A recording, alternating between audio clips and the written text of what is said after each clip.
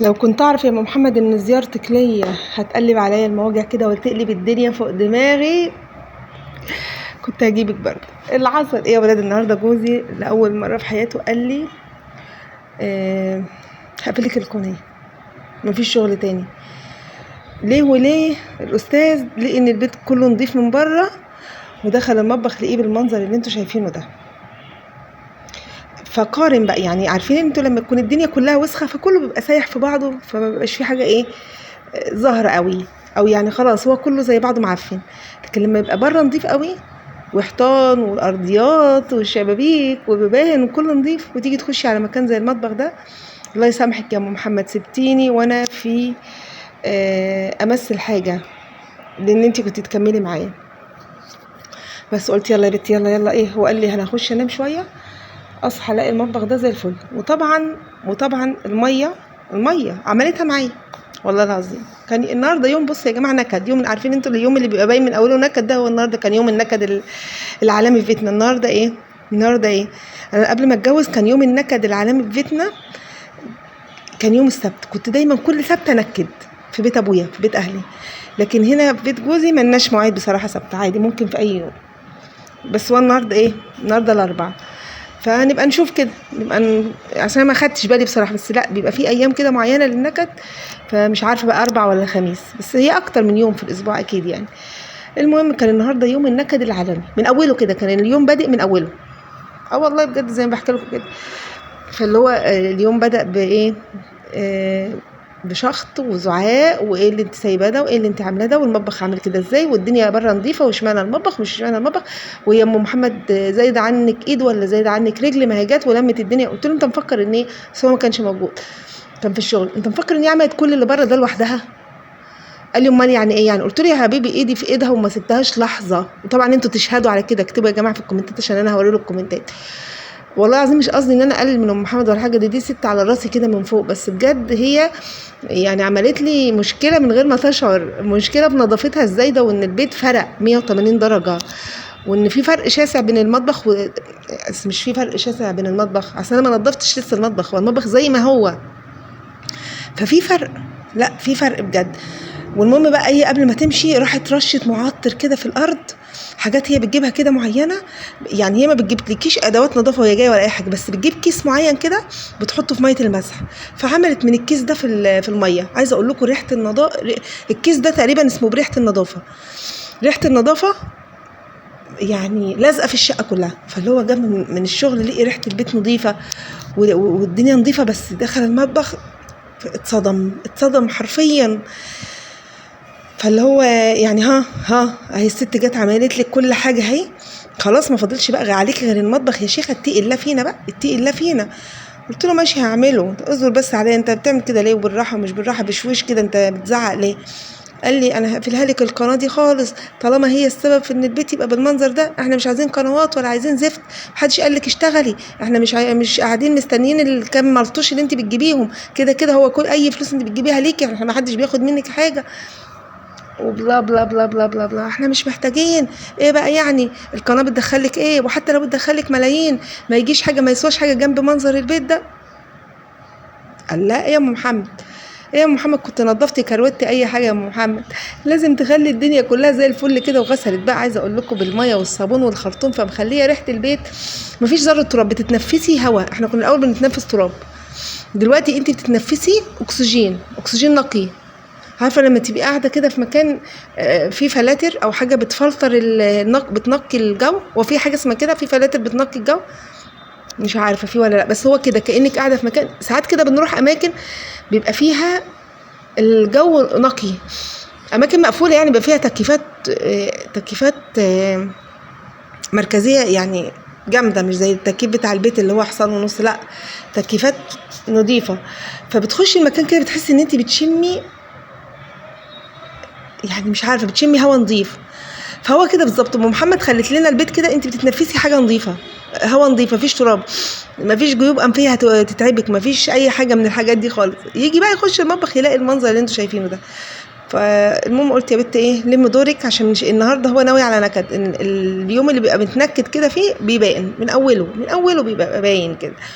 المهم ايه، جايه بقى خلاص خلصت وكنست وجايه بفتح الحنفيه علشان امسح، الاقي لكم الميه قطعت، الاقي لكم الميه قطعت. قلت عادي يا بنت، ما الميه كده كده بتقطع حبه صغيرين وبتيجي. الحبه الصغيرين دول خدت فيها 3 ساعات. طيب 3 ساعات دي يعني المغرب كانت خلاص اذنت وانا ما كنتش لسه عملت الغدا. هو خلاص قرب يصحى من النوم، العيال هيبداوا يجوعوا لان احنا فطرانين متاخر، بس برضه هيبداوا يجوعوا على المغرب كده. المهم ايه، الميه زي ما انتم شايفين كده جايه سرسوب نقطه بنقطه. قلت يا بنت، وخليت احمد نزل مللنا من الكولدير اللي تحت في الشارع حاجات نشرب بيها، مللنا كام ازازه كده نشرب بيهم، عشان الميه فضلت قاعده كذا ساعه وانا مش محوشه ميه، مش مخزنه ميه. طول عمره بيزعقلي على الحته دي ويقول لي حوشي ميه عشان الميه لما تقطع نلاقي ميه. اللي عايز يخش الحمام حطي جردل الميه نضيف في المطبخ، لو عايزه تعملي منه اكل. وانا ادير 22 سنه ما بحبش اعمل الحركه دي، ما اعرفش ليه. المهم طبعا ايه، فضلت مستنيه الميه.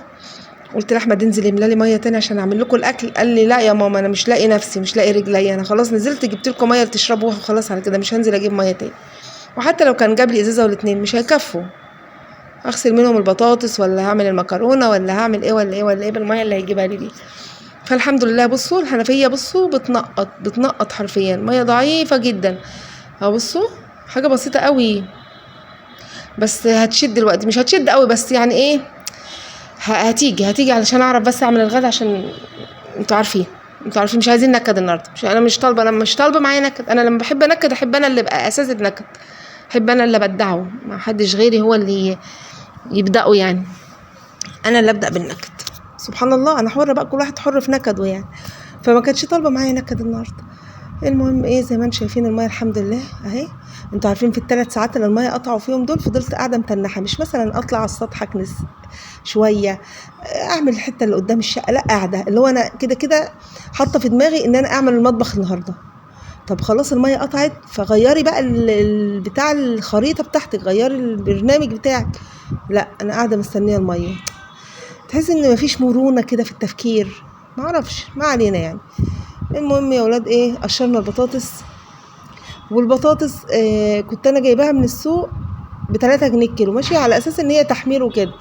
بس جيت عملتها كده، لقيتها يعني النهارده الاربع، والسوق بتاعنا بيبقى لحد انتوا عارفين. لقيت البطاطس زي اللي دبلت كده، فاللي هو انا جيت اقشرها لقيت نصها راح في القشر، مع اني كنت جايباها مش كده خالص، كانت فريش وحلوه يعني. بس تفهموش في ايه. يلا صلوا على النبي يا اولاد، اللهم صل وسلم وبارك على سيدنا محمد افضل الخلق وعلى اله وصحبه وسلم. اذكروا الله، الا بذكر الله تطمئن القلوب. لا اله الا الله وحده لا شريك له، له الملك وله الحمد، يحيي ويميت وعلى كل شيء قدير. بالمناسبه يا جماعه، في اخت دلوقتي اسوانيه تقريبا اسمها ام احمد، مش عارفه، المهم ناسيه والله. المهم يعني ست فاضله ومتابعه جميله يعني، دخلت قالت لي السلام عليكم، ازيك يا ام انس، عامله ايه؟ انا ظروفي كذا كذا ومعايا ولدين وجوزي مش عارفه، قالت لي شغال ايه كده يعني شغلانه يعني، هي عايزه تساعد مع جوزها، زي كل الناس، زي كلنا بنبقى يعني اللي بيحوج الواحده ان هي تشتغل او بيخليها محتاجه ان هي يبقى عندها دخل يعني. بيبقى الدنيا ايه، مزنقه، مصاريف العيال، مصاريف البيت، مصاريف الدنيا. والله اعرف ناس، في ناس بيبقى جوازهم بيشتغلوا شغلانات حلوه جدا وبسم الله ما شاء الله قبضهم بيبقى حلو جدا، وبيبقى مدي مصروف لمراته يكفيها اللي هي مش محتاجه حاجه، ومع ذلك تقول لك لا انا برضه احب اشتغل واثبت نفسي واثبت ذاتي، حتى لو مش وظيفه حكوميه، لا تشتغل مثلا اي حاجه، تعمل مشروع، اعمال حر، اي حاجه يعني. هو في ناس كده، انا من الناس دي على فكره، انا برضو من الناس دي، احب انا يبقى ليا كيان كده، يبقى ليا ذمه ماليه خاصه بيا. فمن قصدي يعني من صغر سني، مش بس من ساعه ما اتجوزت، لا انا من صغري وانا كده، بس ما حدش نولها لي في بيت اهلي. ابويا ما كانش بيسمح لي ان انا اشتغل او اعمل اي حاجه تجيب لي فلوس. فما صدقت بقى، الواحد ما صدق بقى ما اتجوز. وبرضه في نفس الوقت انا ما بروحش ولا باجي يعني، اديني بشتغل في البيت وحاجه عاديه يعني. بس اللي مش عادي بقى اللي المنظر اللي البيت وصله ده، يا بجد انا زعلانه من نفسي جدا. بس الحمد لله يا جماعه، انا فقت خلاص. ام محمد مجيتها ليا فوقتني. انا فقت كتير قوي. انتوا الفتره اللي جايه دي والله يا جماعه انا مش عايزه احلف، مش عايزه احلف عشان انا ما اضمنش نفسي، ما اضمنش ظروفي، بس ان شاء الله باذن الله هتشوفوا يعني شخصيه تانية خالص، هتشوفوا حاجه تانية خالص باذنك انت يا رب، باذن الله ان شاء الله. انا متفائله. انتوا متفائلين؟ اصل انا متفائله. المهم حطيت لايك للفيديو يا جدعان، يلا حطوا بقى لايك لاختكم، مع ان انا المفروض ما اطلبش اللايك دلوقتي في منظر الام البوتاجاز اللي يسد النفس ده. المهم يعني حطوا بقى لايك للفيديو واشتري نسيت اقول لكم بقى على ام محمد، واشتركي بقى في القناه. طيب الاول حطي اللايك واشتركي في القناه وفعلي زرار الجرس واكتبي لي كومنتات كتير، ماشي؟ وبالنسبه للامهات اللي بيبقى معاهم عيالهم وقاعدين يتفرجوا عليا، يعني اكتبي بعدد ولادك كومنتات. يعني انت لو عندك 3 عيال اكتبي لي 3 كومنتات، عندك 4 عيال اسم الله اكتبي لي 4 كومنتات، عندك 5 عيال بسم الله ما شاء الله اكتبي لي 5 كومنتات. فكل واحده تكتب لي كومنتات على عدد عيالها، واللي لسه ما اتجوزتش خالص تكتب كومنت واحد بس باسمها هي. يعني فاهمين قصدي ازاي؟ يعني لو مثلا واحده متجوزه ومخلفه 3 عيال اكتبي لي 5 كومنتات، انت وجوزك 2 و3 عيال يبقى كده 5 كومنتات بعدد افراد الاسره، كانك بتفرقي فراخ كده او بتفرقي لحمه، كل واحد حته. واللي لسه ما اتجوزتش ربنا يا رب يرزقها بالزوج الصالح يا رب، بدعي لكم والله العظيم. الجواز ده يعني الجواز ده استقرار، ان انت تعملي اسره وتعملي بيت، لا يعني بجد. في ناس تقول لك يا ريتنا ما اتجوزنا ويا ريتنا ما اعرفش ايه، والجواز صعب وتعب وانا كنت في بيت اهلي. لا والله العظيم ابدا، بالعكس. انت لما يبقى تبقى متجوزه كده ومسؤوله من بيت ومسؤوله من عيال وعندك هدف. سيبكم مني انا بتكلم عموما. انا يعني انا ما اعرفش بيه ايه بجد، يعني انا يعني اللي صابني الله اعلم بيه، بس انا بتكلم على الفكره عموما. فلا فكره الحياه الزوجيه لا شيء طبعا جميل ان انت تبقي عندك اسره كده وعندك عيال ووقتك مشغول ببيتك. خلي بالكم الناس اللي يعني ما عندهاش اسره وكده، انا بدعي لهم بجد، بدعي لهم من كل قلبي، لان يبقى عندك اسره وبيت وعيال وكده لا ده شيء جميل. بتحسي ان وقتك كله مشغول، وقتك كله مشغول، ما عندكيش وقت فراغ، ما عندكيش وقت فراغ تزعلي ولا تكتئبي ولا تفكري في افكار سوداويه. بالعكس يعني العيال بيخلوكي تلفي حوالين نفسك كده، ما انتيش فاضيه اصلا تغسلي وشك حقيقي بجد يعني. فلا هي دي من مميزات الاسره والحياه الزوجيه. فاللي لسه بقى ما اتجوزتش ربنا يا رب يا رب يا رب من كل قلبي احنا يعني ندعي كلنا يا جماعه في الايام الجميله اللي احنا فيها دي، يعني ان شاء الله باذن الله ربنا يستجاب لدعواتنا. ندعي لكل واحده لسه ربنا ما رزقهاش بالزوج الصالح ونفسها يبقى عندها اسره وبيت وعيله، ربنا يرزقكم يا رب. واللي اتجوزت ولسه ربنا ما رزقهاش بالذريه الصالحه، يا رب يا رب يا رب يرزقك بدستة عيال كده يخلوكي تشدي في شعرك وتلفي حوالين نفسك ومتبقيش فاضيه حتى تغسلي وشك ولا تسرحي شعرك منهم. بجد نعمه والله العظيم فعلا. يعني عن نفسي انا بحب دوشه العيال وبحب العيال وبحب ان انا ابقى مسؤوله عن عيالي. لا يعني انا مش متضايقه من حاجه زي كده. في ناس بتبقى مش حابه او مش بتبقى متضايقه من فكره ان هي تبقى على طول مضغوطه وعلى طول مسؤوله من عيالها وتعليمهم ودراستهم ومذاكرتهم واكلهم وشربهم وما اعرفش ايه. لا انا ما بتضايقش من الحاجات دي، بل بالعكس انا بس بتضايق من ناموس، كميه ناموس عندنا حاجه يعني غير طبيعيه. هي دي ضريبه الحياه الزوجيه تقريبا. المهم هنا هنعمل ايه بقى؟ زي ما انتم شايفين الميه الحمد لله كانت جات اهي. هنعمل بقى شويه مكرونه كده في السريع. ما هو بصوا اقول لكم على حاجه يا لو على البوتاجاز يا اختي يعني الراجل بره بصوا شايط يعني. بصوا هو فاضل له تكه كده ويرميني بره البيت خالص، يرميني من الشباك ويخلص مني للابد.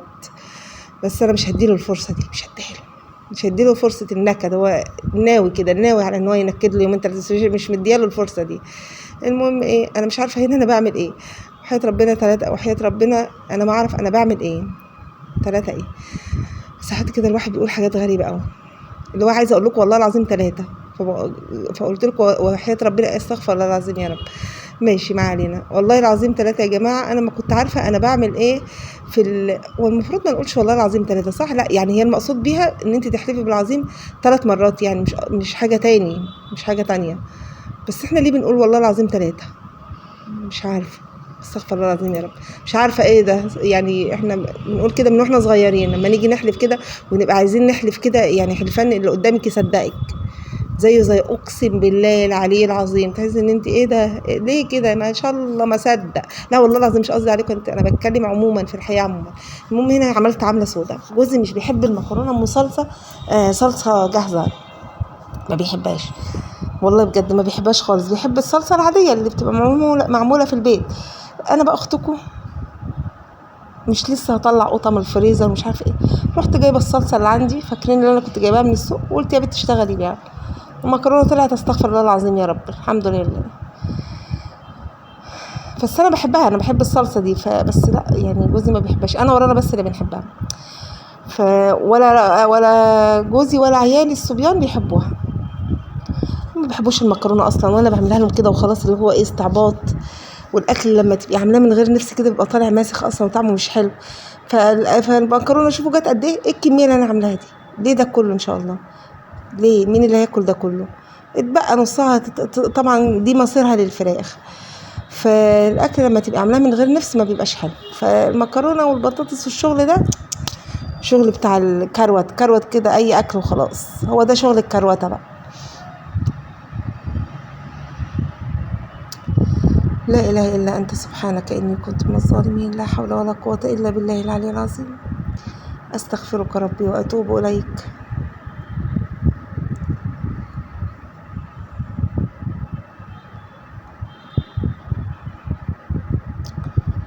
بداية من الدقيقة ال15 أختكم كانت خلاص وصلت لمرحلة الحر الفظيع فشلت الطرحة، فأبقى أفكر نفسي في الدقيقة ال15 أحط ايموشن على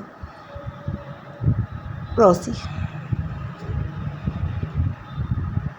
يا رب بس ما انساش، بس لا إن شاء الله مش هنسى.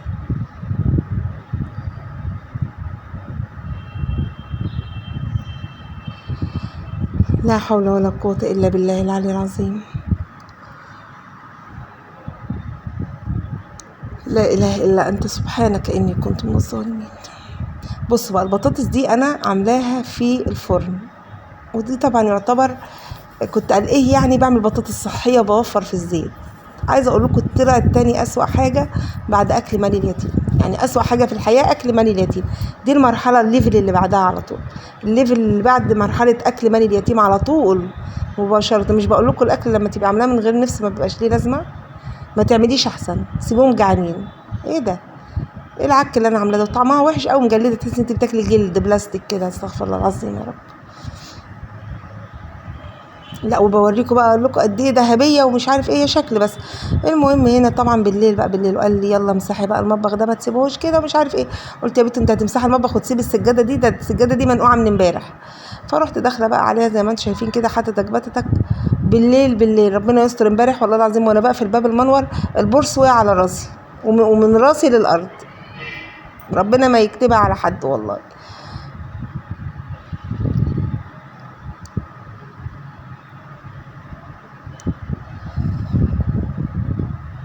صليتوا على النبي يا ولاد، اللهم صل وسلم وبارك على سيدنا محمد أفضل الخلق وعلى آله وصحبه وسلم. اذكروا الله، ألا بذكر الله تطمئن القلوب. لا إله إلا الله وحده لا شريك له، له الملك وله الحمد، يحيي ويميت وعلى كل شيء قدير. طبعا هتقولوا لي فرق شاسع بين غسيلك للسجاد وغسيل أم محمد. اوريدي يا جماعة فعلا صح صح، هي حاجة تانية، هي غسيلة للسجاد حاجة تانية. أنا كروت واجري، كروت واجري، كروت وخلص نفسك.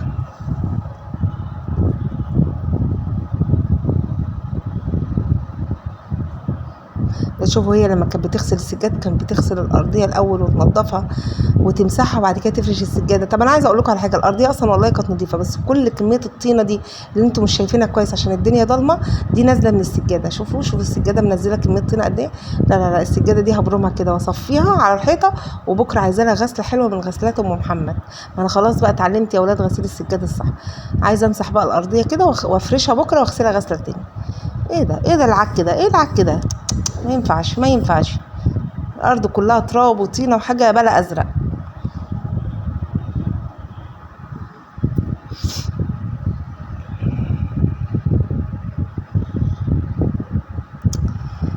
يلا بينا بقى نخش جوه نمسح ارضيه المطبخ، عشان جوزي قال لي امسحي ارضيه المطبخ. يا عيني يا عيني يا عيني على البوتاجاز والتلاجة اللي انا لسه ما عملتهمش. ووعدتكم ان بكره الخميس هعمل لكم جوله في الشقه، يا رب الحق اخلص يا جماعه عشان ما اتكسفش قدامكم. لا ده انا وعدتكم ان شاء الله باذن الله، ان احياني ربنا وبقى فيه في العمر بقيه، لا هعمل لكم الجوله بكره. يعني بكره هضغط نفسي ضغطه صعبة صعبة صعبة صعبة، بس مش مشكلة، مش مشكلة، لان انا وعدتكم خلاص يبقى لازم اوفي بوعدي. باذن الله باذن الله هعمل لكم الجولة الخميس مش الجمعة ان شاء الله.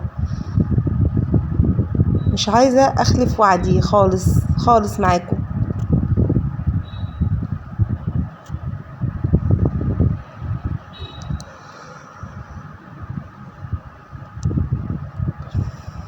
لا حول ولا قوة إلا بالله العلي العظيم، لا إله إلا أنت سبحانك إني كنت من الظالمين.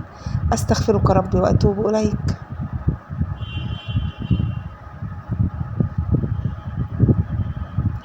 دورة في المطبخ خلاص. أنا عارفين انتوا اللي بيحضر العفريت يصرفه، انا بقى حضرت العفريت ومش عارفه اصرفه.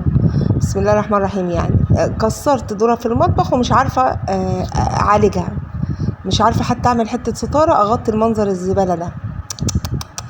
صعب صعب صعب صعب أوي. المطبخ بتاعي وحش وحش جدا، سيراميكه زي الزفت، وبصوا مش نضيف كده ومش بينضف على طول. عارفين السيراميك بتاعه عامل زي الحجر، حجري حجري، حاجه مخرفشه كده تحت رجلك كأنك حجر بالظبط. هو نفس ملمس الحجر بالظبط.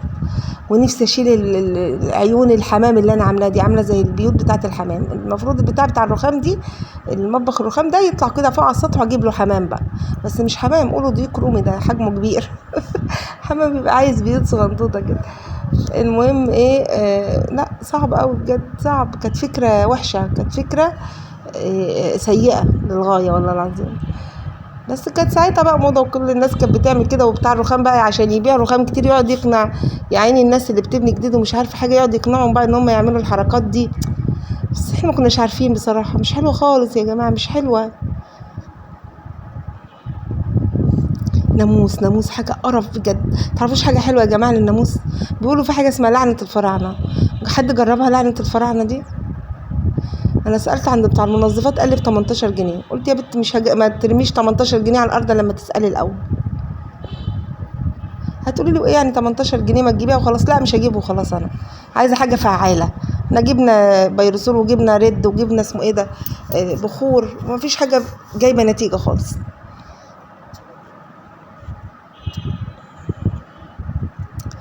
بس هنا بقى كنت ايه، خلاص خلصت المطبخ، هاخد بقى الجردل ده واشطفه شطفه حلوه، املاه ميه بمعطر والف على الشقه كلها عشان جوزي ما يتكلمش.